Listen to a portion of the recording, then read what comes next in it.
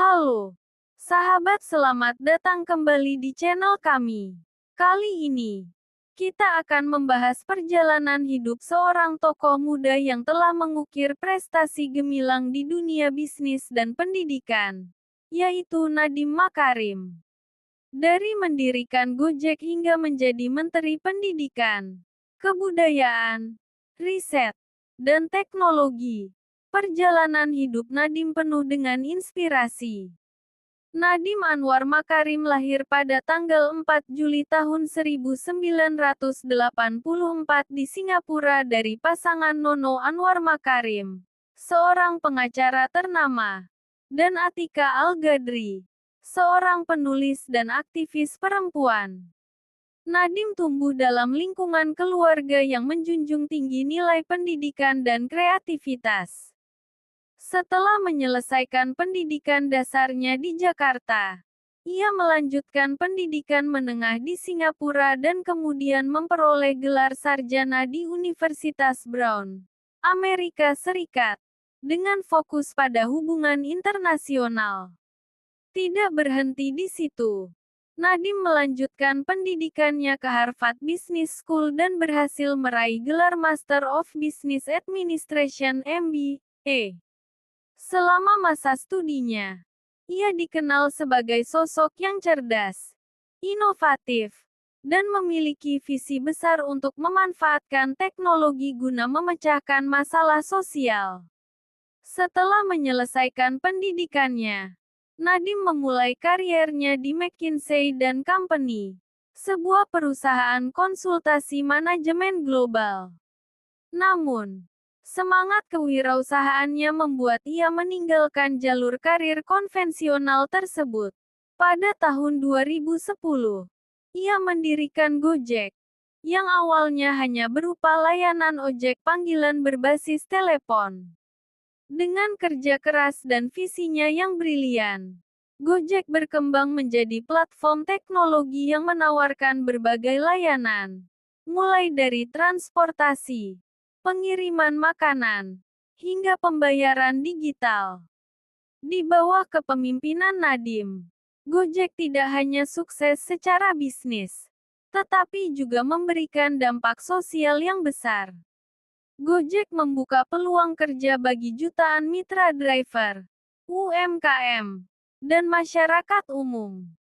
Pada tahun 2019, Gojek menjadi perusahaan rintisan pertama di Indonesia yang mencapai status dekakon, dengan valuasi lebih dari 10 miliar dolar AS.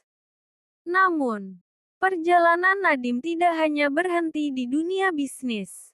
Pada Oktober tahun 2019, Presiden Joko Widodo menunjuknya sebagai Menteri Pendidikan dan Kebudayaan Republik Indonesia.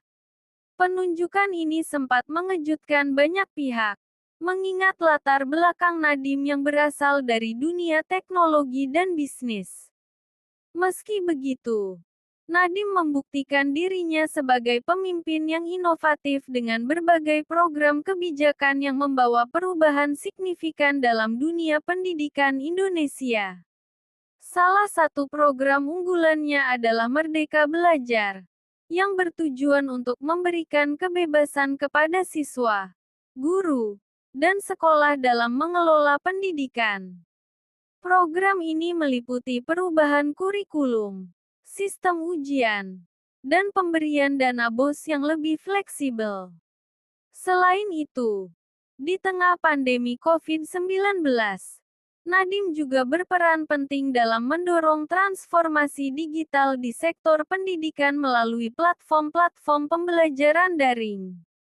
Namun, perjalanan Nadiem sebagai Menteri Pendidikan juga tidak luput dari kritik.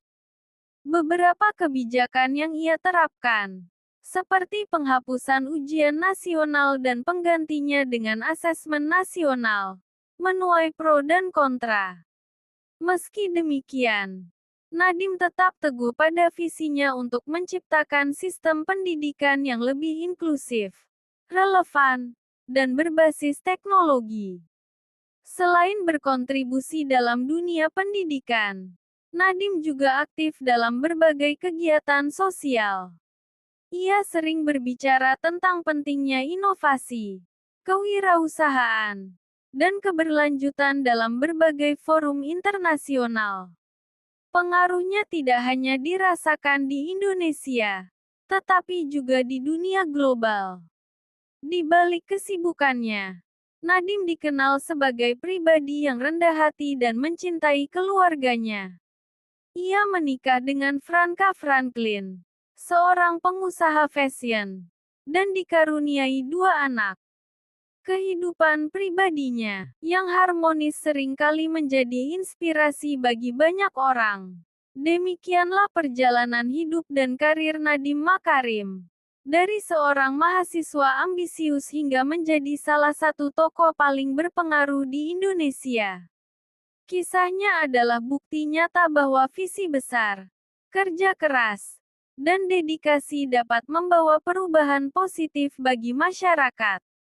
Terima kasih telah menyaksikan video ini. Jangan lupa untuk like, subscribe, dan bagikan video ini kepada teman-teman Anda. Sampai jumpa di video berikutnya.